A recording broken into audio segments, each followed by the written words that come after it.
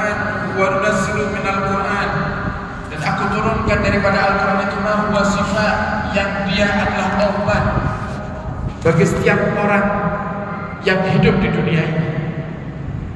Semua daripada obatnya masalah kalau panjenengan adalah Al-Qur'an. Nah, jika kita bertanya kenapa kita sudah punya aplikasi Al-Qur'an di HP, kita sudah punya Al-Qur'an banyak di rumah, ada Al-Qur'an yang murni bahasa Arab semuanya, ada Al-Qur'an yang ada terjemahannya, ada Al-Qur'an yang mungkin disuruh jelaskan tentang tajwidnya, yang kita niat membelinya agar supaya kita bacanya dengan bacaan yang baik, dengan makharijul huruf yang tepat. Tapi nyatanya semua itu hanya menjadi pajangan di rumah kita. Sebabnya adalah karena kita belum mencintai Nabi kita Muhammad sallallahu alaihi wasallam. Oleh karenanya Imam Sahal bin Abdullah At-Tustari yang mengatakan tanda orang itu cinta kepada Allah adalah cinta Al-Qur'an. Tandanya orang yang cinta kepada Allah dan Al-Qur'an, dia cinta Nabi Muhammad sallallahu alaihi wasallam. Muncul pertanyaan lagi, para hadirat, setelah kita sadar, oh ternyata selama ini saya belum bisa baca Al-Qur'an istiqomah karena saya belum cinta Nabi. Nah, kemudian muncul lagi pertanyaan, apa sebabnya saya belum bisa cinta Nabi Muhammad? Yang ini menjadi pertanyaan yang sering disampaikan kepada para ustadz, para kiai, para dai. Ustadz, bagaimana caranya mencintai Nabi Muhammad sallallahu alaihi wasallam? Manusia itu, para hadirin, diciptakan oleh Allah Subhanahu wa taala memiliki hati. Yang tugas daripada hati ini adalah mengarahkan daripada setiap tujuan mereka. Kalau hati kita faham, para hadirin, dengan apa yang kita tuju, maka hati kita akan fokus mencari jalan menuju ke tempat yang kita tuju sampai kita sampai dengan selamat. Saat ini para hadirin, kenapa kita belum bisa mencintai Nabi Muhammad? Yang pertama sebabnya adalah tidak adanya kesadaran di dalam hati kita atas kewajiban mencintai Nabi Muhammad SAW. Kita menganggap mencintai Nabi itu adalah sebuah ibadah sunnah, sebuah hanya anjuran, bukan suatu keharusan, sehingga tidak ada usaha bagi kita untuk mengejar cinta itu. Berbeda halnya kalau kita sadari itu adalah sebuah kewajiban. Panjenengan malam hari ini sholat maghrib. Kenapa jenengan sholat maghrib? Karena jenengan sadar kalau sholat maghrib itu hukumnya wajib. Para hadirin, cinta kepada Nabi itu wajib, bukan anjuran, bukan hanya untuk mengisi waktu luang kita yang tidak kita gunakan untuk ibadah kemudian kita berusaha untuk mencintai Nabi Muhammad. Bukan. Ini kewajiban yang sampai Allah Subhanahu wa taala berikan peringatan keras dalam Al-Qur'an. Di dalam surat At-Taubah, Allah Subhanahu wa taala mengatakan, "Qul in kana aba'ukum wa abna'ukum," katakanlah Muhammad kepada mereka umatmu, jika orang tua kalian, putra-putri kalian, istri kalian, keluarga kalian, harta yang kalian damba-dambakan, rumah yang kalian bangga-banggakan, kemudian pekerjaan yang kalian takuti kerugiannya, jika kesemuanya itu lebih kalian cintai daripada Allah, Rasulnya, dan berjuang di jalannya, maka fatarabbasu, nantikan, kata Allah Subhanahu wa taala, hatta ya'ti Allah bi amrih, sampai Allah turunkan perkara-perkaranya kepada kalian. Tiga hal dalam ayat ini, para hadirin. Allah wajibkan kaulah panjenengan untuk lebih mencintai tiga hal ini daripada yang lainnya. Yang pertama yaitu Allah, yang kedua Rasulullah, yang ketiga berjuang di jalan Allah Subhanahu wa taala. yang kunci daripada ketiga hal ini ada di tengah-tengahnya, yaitu cinta kepada Nabi kita Muhammad sallallahu alaihi wasallam. Kalau panjenengan tidak akan bisa mencintai Allah kalau kita tidak mencintai Nabi Muhammad sallallahu alaihi wasallam. Mustahil. Mustahil ada orang bisa cinta Allah tapi dia tidak cinta Nabi Muhammad, tidak mungkin. Karena Allah sudah persiapkan Nabi itu sebagai pintu menuju cintanya. Kalau Nabi kita cintai, maka secara otomatis Allah akan cinta kepada kita. Tapi kalau kita melupakan Nabi kita Muhammad, maka Allah pun juga tidak ingin mencintai kita. Allah tidak ingin menganggap kita sebagai hambanya yang soleh. Sehingga kunci utama untuk bisa mencintai Allah yaitu cinta Nabi Muhammad. Yang ketiga pun juga seperti itu.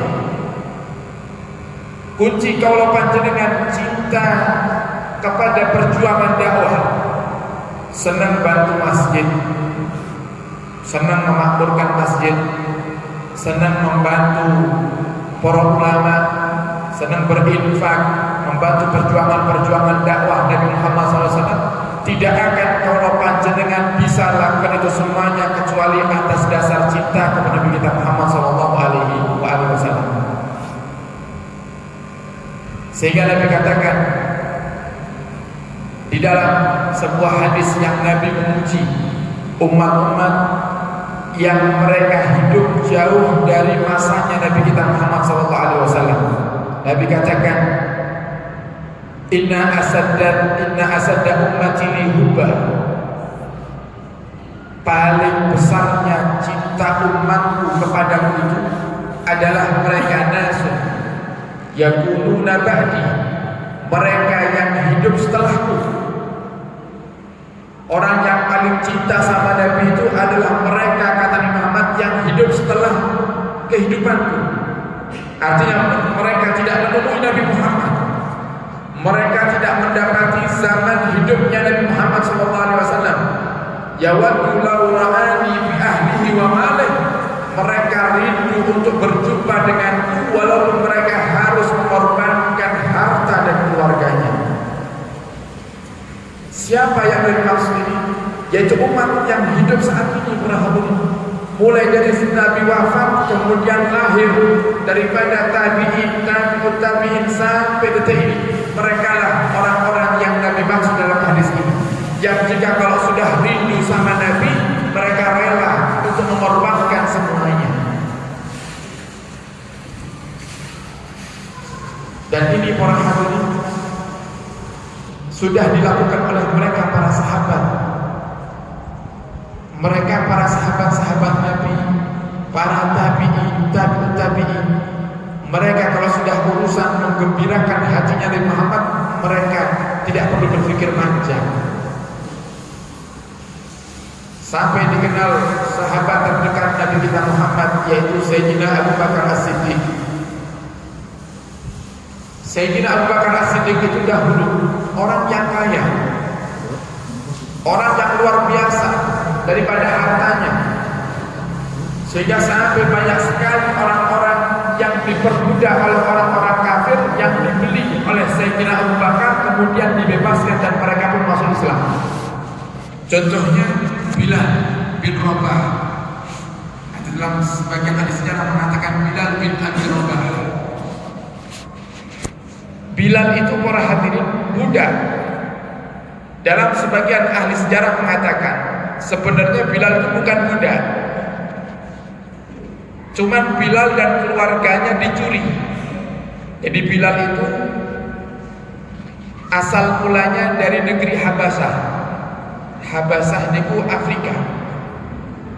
Kalau sekarang itu negeri Habasah di negara Ethiopia dan sekitarnya nih.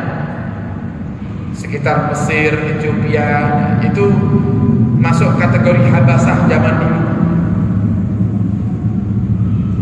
Sayyidina Bilal di saat itu beserta dengan keluarganya, bukan seorang muslim,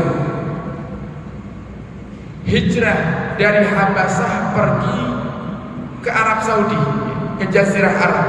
Tujuannya untuk apa? untuk bekerja, untuk memperbaiki daripada ekonomi rumah tangga. Di tengah-tengah perjalanannya di padang pasir, Bilal bin Rabah dan keluarganya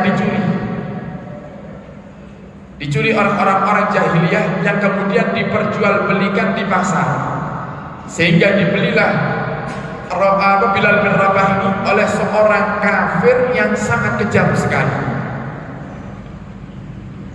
Diperbudaklah Bilal bin Rabah, bertahun-tahun diperbudak oleh tuannya, tidak diberikan upah, sampai akhirnya datang Nabi kita Muhammad yang telah diutus menjadi Nabi dan Rasul oleh Allah Subhanahu wa Ta'ala, menyebarkan dakwah yang indah, yang akhirnya Bilal bin Rabah terkagum-kagum dengan akhlak indahnya Nabi kita Muhammad sallallahu alaihi wasallam, yang kemudian Bilal masuk ke dalam Islam, para hadirin, tapi dengan sembunyi-sembunyi. Begitu Bilal masuk ke Islam, Bilal dengan seluruh usaha dan upayanya menyembunyikan daripada keislamannya. Karena Bilal tahu, ini tuanku, ini atasanku, ini bosku, ini orang yang zalim. Dia yang benci dengan Nabi Muhammad. Kalau sampai dia tahu aku masuk ke dalam agamanya Muhammad, pasti aku akan disiksa. Kemudian ada seorang yang membocorkan itu kepada tuannya Bilal bin Rabah, yang mengatakan, kamu ribut dengan orang-orang yang masuk Islam, padahal kamu punya budak sendiri masuk Islam. Siapa budakmu yang masuk Islam? Kata si orang kafir ini, tuannya Bilal bin Rabah, itu budakmu yang namanya Bilal itu, dia sudah masuk Islam, cuman kamu saja tidak tahu. Kemudian budaknya kembali ke rumah dengan hati yang marah, mendatangi Bilal dan menanyakan, wahai Bilal, apakah benar dikatakan orang-orang bahwasanya kamu sudah memeluk agamanya Muhammad? Kemudian Bilal mengatakan, iya. Bilal bin Rabah tidak bohong. Iya, saya telah memeluk agama Islam, agama yang telah dibawa oleh Muhammad. Kata tuannya, kalau begitu wahai Bilal, hari ini tinggalkan agama Muhammad, kembalilah ke agama orang-orang tua kita dulu, nenek moyang kita. Wahai Bilal, sembahlah berhala lagi, tinggalkan agama Islam. Kata Bilal bin Rabah, tidak akan, aku tidak akan meninggalkan agama Islam karena aku sudah yakin dengan agama ini. Jika kamu tidak mau meninggalkan Islam, wahai Bilal, maka kamu akan aku siksa. Aku pun juga tidak akan meninggalkannya, walaupun engkau wahai tuanku menyiksaku. Akhirnya Bilal bin Rabah disiksa, dicambuk, diikat, dikerangkeng, sampai dipaksa untuk keluar dari Islam, dipaksa untuk murtad. Bilal tetap mengatakan ahadun ahad.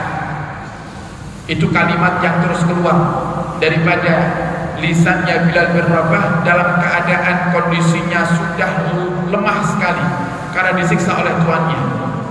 Sampai akhirnya di puncak kegeraman daripada tuannya membawa Bilal bin Rabah ke tengah padang pasir di siang hari yang panas. Diikat tangannya, diikat kakinya, dibaringkan di atas padang pasir yang panas di bawah terik matahari yang begitu menyengat. Tidak cukup itu, para hadirin, tuannya pun memerintahkan budak-budak yang lainnya untuk mengangkat batu besar, diletakkan di atas dada daripada Bilal bin Rabah. Kemudian tuannya berkata, masihkah kamu ingin bertahan dengan agama Muhammad, wahai Bilal? Kemudian Bilal mengeluarkan suara dengan suara yang lirih, ahadun ahad, Allah Maha Esa, Allah Maha Esa. Tidak mau meninggalkan agamanya Nabi kita Muhammad SAW. Yang akhirnya, para hadirin, terdengar kabar disiksanya Bilal bin Rabah ini sampai kepada Sayyidina Abu Bakar As-Siddiq, yang di saat itu Sayyidina Abu Bakar As-Siddiq masih memiliki harta. Datang ke tempat di mana Bilal disiksa. Kemudian Abu Bakar mengatakan, ya fulan, wahai tuannya Bilal, hentikan siksaanmu kepada Bilal. biarkan aku beli Bilal, biar aku yang menebus Bilal. Kau mau jual Bilal dengan harga berapa? Kata Sayyidina Abu Bakar As-Siddiq. Kemudian kata si kafir ini, tuannya Bilal, dia mengatakan, tidak aku jual. Kemudian kecerdasan Sayyidina Abu Bakar As-Siddiq mengatakan kepada pemilik Bilal ini, tuannya Bilal ini, wahai tuannya Bilal, kalau kamu tidak jual Bilal bin Rabah ini, coba kau lihat itu Bilal. Bilal itu sudah dalam keadaan yang sangat-sangat parah sekali, yang kemungkinan sebentar lagi mungkin Bilal ini akan mati. Sebelum Bilal mati, mana yang kiranya lebih baik kau jual kepadaku Bilal itu, kemudian kau dapat uang, atau kau tetap bersikeras dengan egomu yang kemudian saat lagi Bilal akan mati dengan siksaanmu, sedangkan kalau Bilal mati kau tidak punya apa-apa, tidak dapat apa-apa. Akhirnya tuannya Bilal ini pun berpikir, iya juga, kalau Bilal ini mati saya rugi. Saya beli mahal-mahal Bilal ini di pasar, kemudian hanya aku jadikan untuk pelampiasan amarahku saja. Daripada aku rugi, mending aku jual saja nih Bilal. Akhirnya dijual. Bilal yang saat itu statusnya budak dijual kepada Sayyidina Abu Bakar As-Siddiq oleh tuannya. Dijual dengan harga yang mahal, dibeli oleh Sayyidina Abu Bakar. Begitu dibeli oleh Sayyidina Abu Bakar, dilepaskan semua ikatan, diangkat batu dari atas tubuhnya, dibawa pulang oleh Sayyidina Abu Bakar As-Siddiq, dirawat hingga Sayyidina Bilal bin Rabah sadar daripada pingsannya. Begitu sadar, Sayyidina Abu Bakar mengatakan, ya Bilal, mulai hari ini kamu merdeka. Wahai Bilal, mulai hari ini kamu merdeka. Sehingga Bilal bin Rabah menjadi sahabat Nabi yang merdeka, hur, bukan lagi budak, dan Islamnya menjadi Islam yang luar biasa, Islam yang taat kepada Allah, taat kepada Nabi, dan menjadi orang yang dicintai oleh Nabi kita Muhammad. Karena Bilal lah orang yang selalu menghibur Nabi kita Muhammad SAW. Nabi itu para hadirat hiburannya sholat. Nabi niku hiburannya sholat. Beten kali kalau panjenengan, hiburannya kalau panjenengan nyawang TV, lihat HP, pergi ke pantai, pergi ke gunung, cari pemandangan-pemandangan yang indah. Kalau Nabi hiburannya sholat, dan Nabi katakan dalam hadisnya, waju'ilat qurratu aini fi shalah, Allah jadikan hiburanku itu adalah sholat. Setiap datang waktu sholat, yang mengingatkan Nabi kita Muhammad adalah Bilal bin Rabah. Atau di saat Bilal bin Rabah lupa kalau sudah masuk waktunya sholat, yang mengingatkan Bilal adalah Nabi kita Muhammad SAW. Karena Bilal adalah muadzinnya Nabi. Kalau sudah datang waktu sholat, Nabi katakan kepada Bilal, arihni ya Bilal, wahai Bilal, ayo hibur aku. Hibur aku dengan apa? Bukan dengan melantunkan syair, bukan dengan memuji-muji Nabi, tapi dengan mengumandangkan adzan, karena ini sudah masuk waktu sholat dan sebentar lagi aku akan memasuki daripada hiburanku, yaitu menjalankan sholat. Ini para hadirin, bagaimana kita lihat Sayyidina Abu Bakar As-Siddiq yang membantu perjuangan dakwahnya Nabi kita Muhammad, rela mengorbankan hartanya demi supaya satu orang yang punya iman kepada Allah tetap bertahan hidup dan menjadi seorang hamba yang taat. Semua hartanya digunakan untuk perjuangkan dakwahnya Nabi kita Muhammad, sampai di satu titik Sayyidina Abu Bakar itu menjadi orang yang sederhana.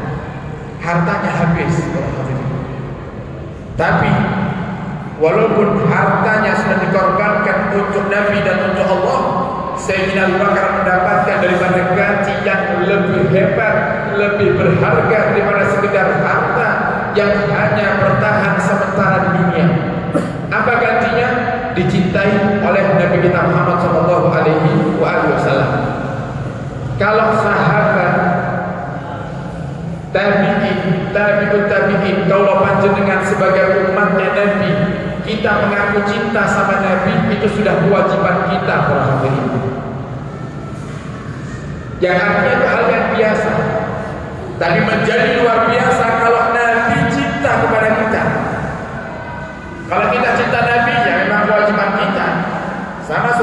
misalnya lewatan setengah tiang itu membanggakan sholatnya.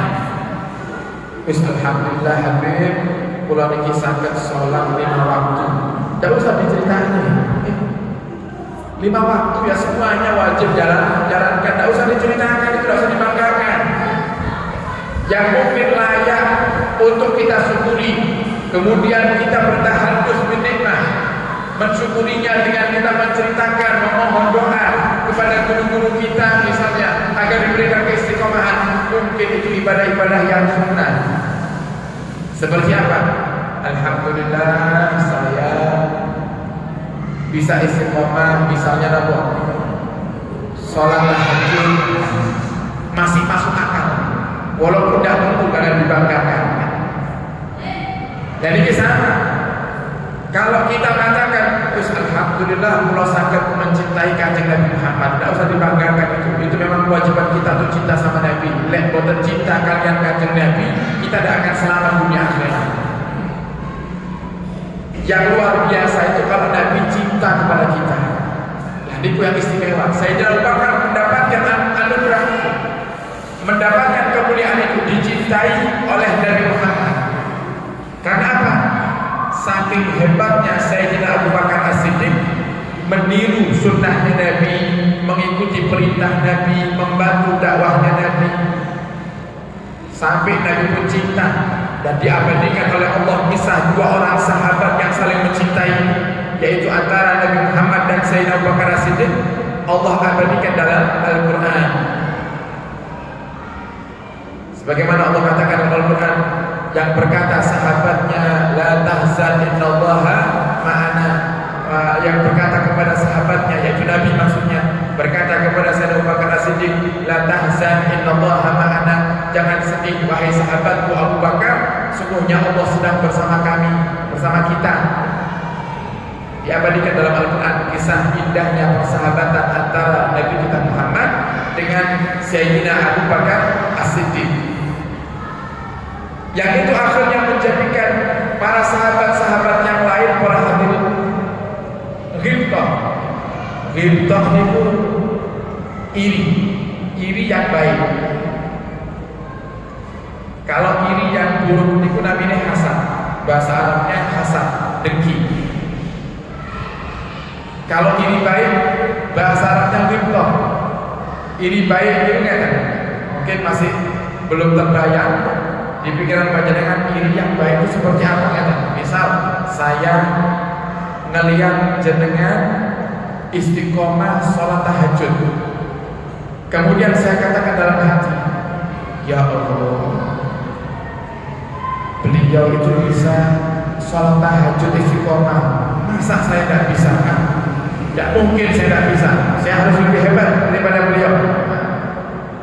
Seperti Sayyidina Al-Imam Abdurrahman bin Muhammad As-Segaf, beliau ketika melihat Sayyidah Rabi'ah, seorang perempuan salihah, tiap hari menghatamkan Al-Quran 4 kali. Al-Imam Abdurrahman bin Muhammad As-Segaf ini beliau mengatakan, Rabi'ah itu perempuan, aku laki-laki, masa yang laki-laki kalah sama perempuan? Kalau Rabi'ah khatam Al-Quran sehari 4 kali, aku harus bisa lebih daripada Rabi'ah. Sehingga Imam Abdurrahman bin Muhammad menghatamkan Al-Quran sehari 8 kali, karena saking tidak maunya kalah dengan Rabi'ah dari itu aneh. Kan kalau dilihatkan seakan-akan kayak orang iri, tapi irinya iri baik, iri membawa kebaikan. Kalau iri yang buruk, dosa dan menghapus pahala. Nah, sahabat-sahabat itu melihat Sayyidina Abu Bakar, mereka itu sampai kagum. Hebat Abu Bakar, saya tidak boleh kalah sama Abu Bakar, saya harus bisa seperti Abu Bakar. Termasuk yang ghibtah kepada Sayyidina Abu Bakar ada Sayyidina Umar bin Khattab. Datang saat di mana Nabi menyuarakan program-program dakwahnya. Nabi menyampaikan kepada para sahabat, wahai para sahabat, siapa yang diberikan oleh Allah kepada kalian rezeki yang lebih, ayo kita berikan makanan kepada fuqara dan masakin. Ayo bersedekah, kumpulkan kepadaku, nanti aku akan berikan kepada mereka orang-orang yang punya harta lebih, ayo kita berjuang. Kita akan berjihad, bekal kita kurang. Yang punya harta lebih, ayo kumpulkan hartamu untuk kita gunakan berjihad. Di saat itu kebetulan para hadirin, Sayyidina Umar bin Khattab baru saja menjual tanahnya. Sayyidina Umar baru saja menjual tanahnya. Semangat Sayyidina Umar bin Khattab, wah ini saat yang tepat untuk saya mengalahkan Abu Bakar As-Siddiq. Ini saat yang tepat untuk saya mengalahkan Sayyidina Abu Bakar. Karena saat ini saya lihat Abu Bakar pasti tidak punya uang sebanyak uang yang saya miliki. Karena dia tidak menjual tanah seperti saya. Akhirnya Sayyidina Umar membagi hasil daripada penjualan tanahnya menjadi dua bagian. Separuh untuk disimpan untuk kebutuhan keluarga, yang separuhnya diinfakkan kepada Nabi kita Muhammad SAW untuk perjuangan dakwah Nabi. Anggaplah misal lakunya 1M, berarti 500 disimpan, 500 diinfakkan. Bawa uang banyak, Sayyidina Umar datang ke rumah Nabi Muhammad, diberikan di hadapan Nabi. Nabi kaget, para hadirin, Masya Allah, ya Umar banyak sekali infak yang kau berikan. Kemudian Nabi bertanya, apa yang kau sisakan untuk keluarga wahai Umar? Kemudian Sayyidina Umar berkata, ada ya Rasulullah, ini kebetulan saya habis jual tanah ya Rasul, dan engkau mengumumkan ada program dakwah, sehingga saya infakkan separuhnya ini untuk program ini, separuhnya lagi untuk keluarga. Oh baiklah kalau begitu wahai Umar, terima kasih. Tidak lama datang Sayyidina Abu Bakar As-Siddiq memberikan kepada Rasul uang yang jumlahnya sangat jauh berbeda dengan Sayyidina Umar bin Khattab. Sedikit sekali jumlahnya. Diberikan ya Rasulullah, saya hanya punya ini. Kemudian Rasul bertanya kepada Sayyidina Abu Bakar dengan pertanyaan yang sama kepada Sayyidina Umar, ya Abu Bakar, apa yang kau sisakan untuk keluarga? Kemudian Sayyidina Abu Bakar mengatakan, yang aku sisakan untuk keluarga wahai Rasul hanya Allah dan engkau saja. Yang artinya tidak ada uang di rumah untuk keluarga, tidak ada. Semuanya untuk Allah, semuanya untuk Rasulullah SAW. Kemudian maka saat itu dilihat oleh Sayyidina Umar. Sayyidina Umar spontan langsung berkata, demi Allah, memang engkau satu-satunya sahabat Nabi yang tidak akan pernah bisa dikalahkan wahai Abu Bakar. Tadi aku bawa uang yang banyak ini menghadap kepada Nabi Muhammad. Di dalam hatiku aku mengatakan, hari ini aku kalahkan Abu Bakar. Tapi kenyataannya hari ini, wahai Abu Bakar, engkau tetap yang menang lagi. Engkau yang lebih hebat. Walaupun jumlah uang yang kau berikan kepada Nabi tidak sebanyak jumlah uang yang aku berikan, tapi aku masih menyisakan keluargaku di rumah, wahai Abu Bakar. Sedangkan engkau dengan uangmu itu kau tidak sisakan apapun untuk keluargamu di rumah. Sehingga hari ini aku mengakui kekalahanku lagi, wahai Abu Bakar, dan aku tidak akan pernah bisa mengalahkanmu, wahai Abu Bakar.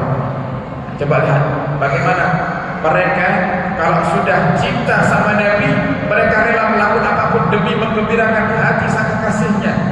Nah, begitulah para hadirin, kalau kita ngaku cinta sama Nabi kita Muhammad SAW, ayo kita sama-sama merenung kira-kira hal apakah yang sudah kita lakukan untuk Nabi kita Muhammad SAW.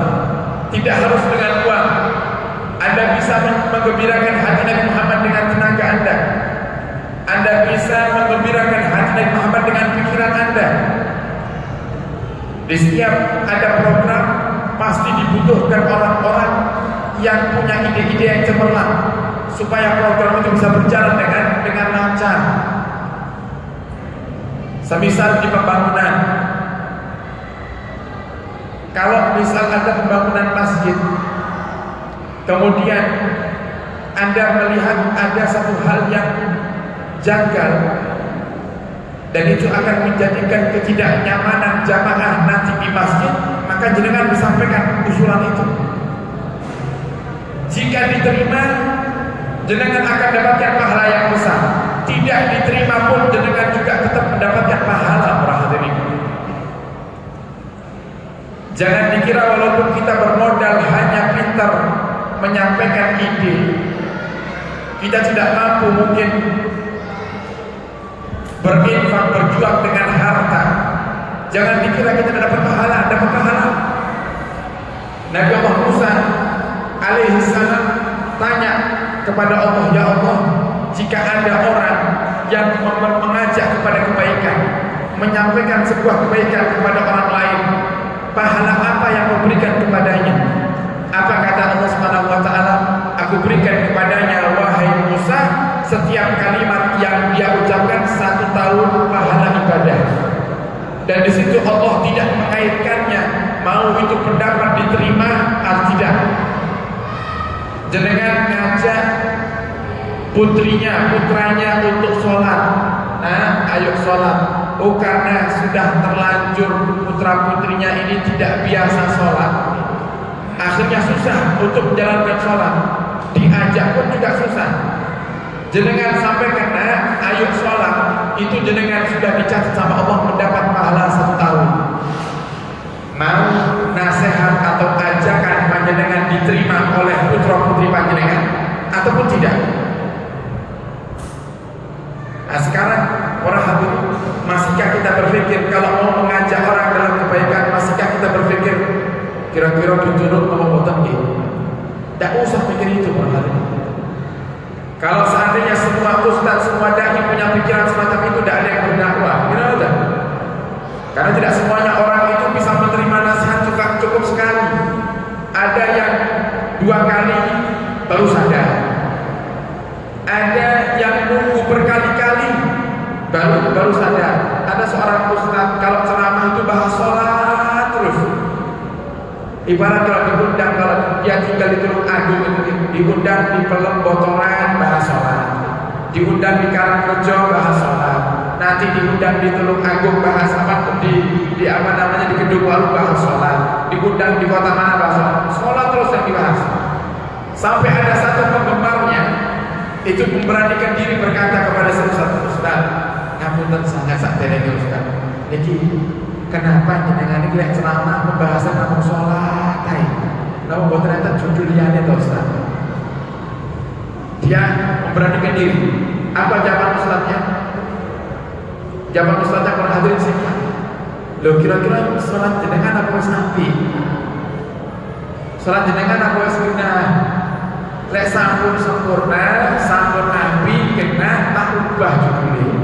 Gara-gara Ustaznya mau gini sadar itu. Ini penggemarnya ini yang artinya tiap dengarkan ceramahnya Ustaz selalu bahas sholat. Dimanapun dia ikuti, penggemar setia, dimanapun dia ikuti Ustaznya ini selalu. Misal dari undangan di hari Senin atau majelis di hari Senin ke majelis hari Selasa, dia berangkat ke majelis Ustaz ini. Tapi dia sudah paham, dia pasti selama ini sholat, sudah bisa menebak dia. Tapi para hadirin, dia dengarkan ceramah tentang sholat itu ternyata hanya sekedar masuk telinga kanan keluar telinga kiri.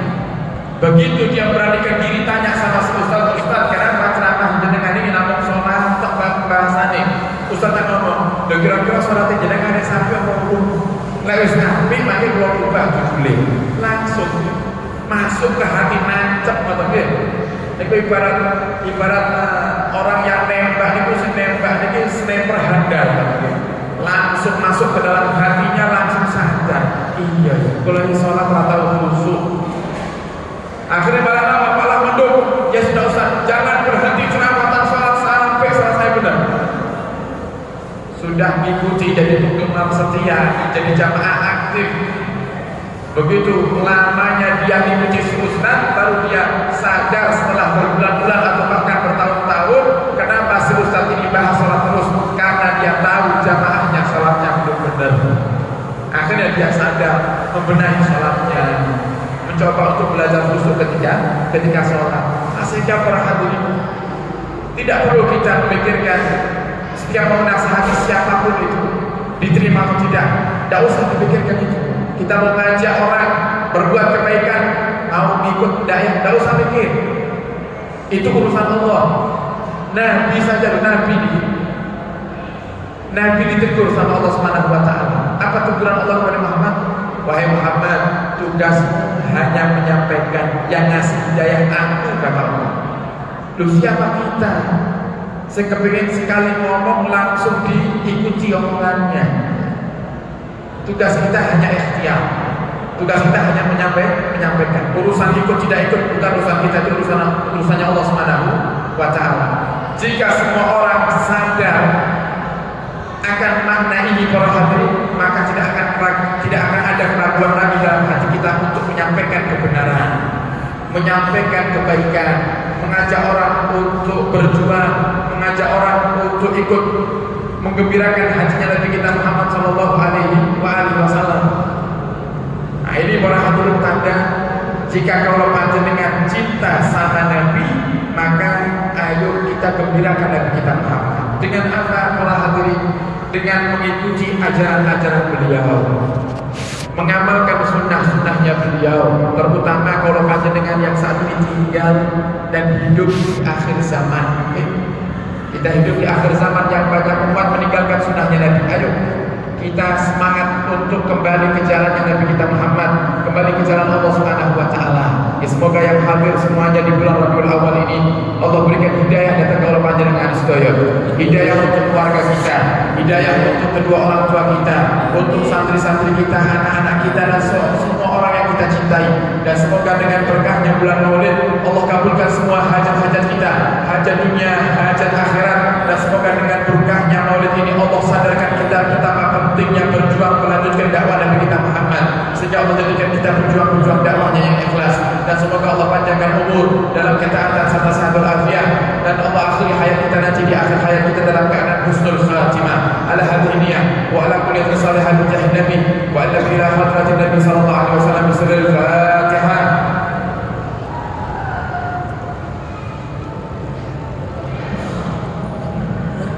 Sekian dari kami, kurang lebih